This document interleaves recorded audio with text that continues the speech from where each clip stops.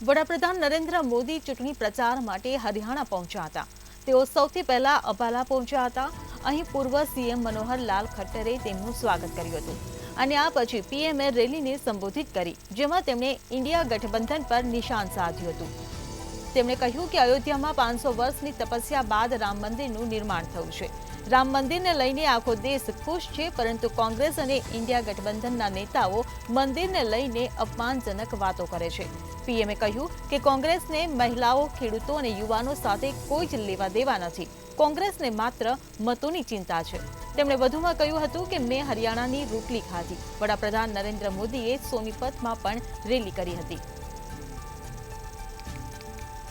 તો હરિયાણામાં વડાપ્રધાન મોદીનો પ્રચંડ પ્રચાર ચાલી રહ્યો છે, ત્યારે ઇન્ડિયા ગઠબંધનના નેતાઓ પર નરેન્દ્ર મોદીએ આકરા પ્રહારો કર્યા હતા। હરિયાણામાં મોદી જ્યારે પ્રચારમાં હતા તે દરમિયાન ઇન્ડિયા ગઠબંધન પર આકરા પ્રહાર કરતા તેમણે ખેડૂતો, યુવાનો અને મહિલાઓ સાથે કોઈ લેવા દેવા નથી તેવું નિવેદન આપ્યું હતું। તો રવિ ભાવસાર આપણી સાથે લાઈવ જોડાઈ ગયા છે। જે રવિ, જે રીતે પીએમ મોદીએ કોંગ્રેસ પર જે નિશાન સાધ્યું છે કે કોંગ્રેસને ઇન્ડિયા ગઠબંધનના નેતાઓને યુવાઓ, મહિલાઓ અને ખેડૂતો સાથે કોઈ જ લેવા દેવા નથી, માત્ર મતો સાથે લેવા દેવા છે, શું કહેશો?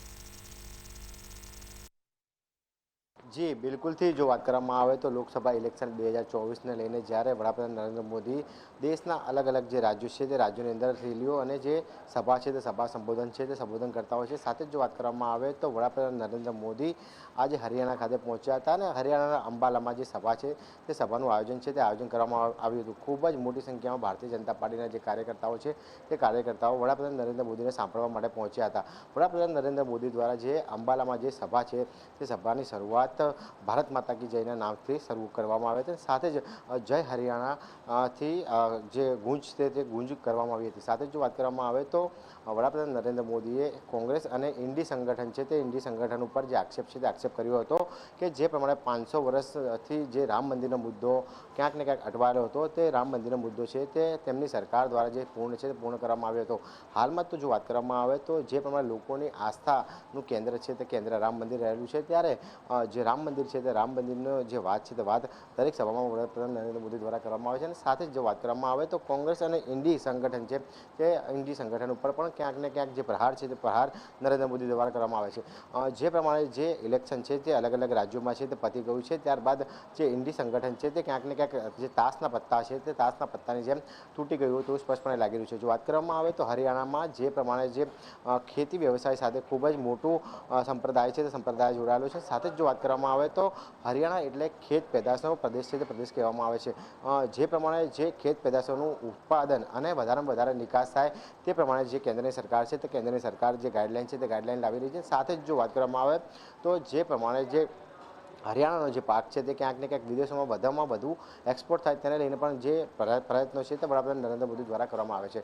સાથે જ જો વાત કરવામાં આવે તો જે પ્રમાણે વિકાસના પણ મુદ્દા છે તે વિકાસના મુદ્દાની પણ વાતો છે તે વાતો વડાપ્રધાન નરેન્દ્ર મોદી દ્વારા કરવામાં આવી છે। સાથે જ હરિયાણા એટલે હિંમત, હરિયાણા એટલે હોંસલો જેવા નારા છે તે નારા પણ વડાપ્રધાન નરેન્દ્ર મોદી દ્વારા છે તે આપવામાં આવ્યા હતા। એટલે કહી શકાય કે જે પ્રમાણે હરિયાણાના અંબાલામાં જે પ્રમાણે જે સભા છે તે સભામાં જે વાત છે તે વિકાસની વાત અને ક્યાંક ને ક્યાંક હરિયાણા જે ખેડૂતોના જે ફાયદાની વાત છે તે ફાયદાની વાત પણ કરવામાં આવી હતી। સાથે જ હરિયાણામાં અંબાલામાં જે પ્રકારે જે વિમાન માર્ગ છે તે વિમાન માર્ગનું પણ એરપોર્ટનું પણ ક્યાંક ને ક્યાંક નવીનીકરણ અથવા તો નવું એરપોર્ટ બનાવવાની વાત છે તે વાત કરવામાં આવી હતી કે જેના કારણે જે એક્સપોર્ટની જે વસ્તુઓ છે કે એટલે કે કહી શકાય કે જે પ્રમાણે જે ખેત પેદાશો છે તે વિદેશોમાં પણ નિકાસ કરી શકાય। સાથે જ અન્ય જે રાજ્યો છે તે અન્ય રાજ્યોની અંદર પણ જે પ્રમાણે વેપાર ધંધો છે તે વધારેમાં વધારે જે વિકસિત કરી શકે તે પ્રકારની વાતો છે તે પ્રકારની પણ વાતો છે તે હરિયાણાની અંબાલાની સભામાં વડાપ્રધાન નરેન્દ્ર મોદી દ્વારા કરવામાં આવી હતી। એટલે કે કહી શકાય કે અંબાલાની સભાની અંદર વડાપ્રધાન નરેન્દ્ર મોદી દ્વારા જે ખેડૂતો છે તે ખેડૂતોને લગતી અને ક્યાંક ને ક્યાંક જે વેપાર ધંધાને લગતી વાતો છે તે વાતો કરવામાં આવી। સાથે જ હરિયાણાના લોકોને એક અપીલ પણ કરવામાં આવી હતી કે વધારેમાં વધારે મત ભારતીય જનતા પાર્ટીના ઉમેદવારને આપીને વિજય બનાવે કે જેથી જે કેન્દ્રની અંદર છે તે કેન્દ્રની અંદર ત્રીજી વખત વડાપ્રધાન નરેન્દ્ર મોદીની સરકાર છે તે સરકાર બને, ક્યાંક ને ક્યાંક હરિયાણાના જે અંબાલાના જે વિકાસની વાતો છે તે વિકાસને વેગ મળી રહે તે પ્રકારનું નિવેદન છે તે નિવેદન આપવામાં આવ્યું હતું. સાથે જ જે કોંગ્રેસને પણ વડાપ્રધાન નરેન્દ્ર મોદી દ્વારા આડે હાથે લેવામાં આવ્યું હતું. જો વાત કરવામાં આવે તો જે પ્રમાણે છેલ્લા ઘણા સમયથી જ્યારે કોંગ્રેસની સરકાર હતી ત્યારે હરિયાણાનો વિકાસ છે તે ક્યાંક ને ક્યાંક રૂંધવામાં આવ્યો હતો અને સાથે જ હરિયાણાના ખેડૂતો છે તે ખેડૂતોને ક્યાંક ને ક્યાંક અન્યાય થતો હોય તેવું સ્પષ્ટપણે વડાપ્રધાન નરેન્દ્ર મોદી દ્વારા સભામાં કહેવામાં આવ્યું હતું. એટલે કહી શકાય કે હવે આગામી દિવસોમાં જોવાનું એ રહ્યું કે હરિયાણાના જે જનતા છે તે કોને મત આપીને વિજય બનાવે છે, સાથે જ કેન્દ્રમાં કોની સરકાર છે તે કોની સરકાર બને છે તે હવે આગામી સમયમાં જોવાનું રહ્યું. પરંતુ જે પ્રમાણે જે ખેડૂતોનો મુદ્દો હતો, MSPનો મુદ્દો હતો, તેને લઈને પણ ક્યાંક ને ક્યાંક હરિયાણાના જે લોકો છે તે વિચારી રહ્યા છે અને કોંગ્રેસ પણ એ મુદ્દો છે તે કોંગ્રેસ પણ એ મુદ્દો લોકોની વચ્ચે છે લઈ જઈ રહ્યું છે. એટલે કે જોવાનું એ રહ્યું કે વડાપ્રધાન નરેન્દ્ર મોદીની અંબાલાની અંદર જે સભા છે તે સભા બાદ જે હરિયાણા લોકો છે તે હરિયાણા લોકો કોને વોટ આપે છે તે જોવાનું રહ્યું.